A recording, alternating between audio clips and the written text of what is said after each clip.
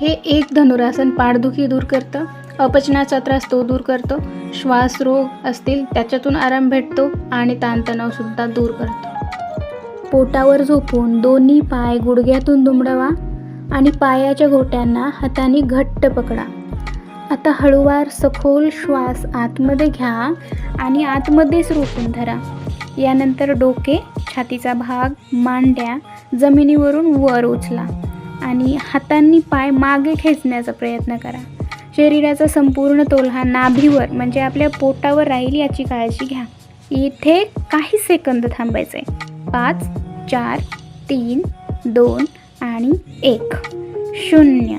श्वास बाहेर सोडत हळूवारपणे छाती, डोके, मांड्या जमिनीवर आणा आणि घोटे सोडून रिलॅक्स व्हा। असे 5 आवर्तनं करायचे आहेत।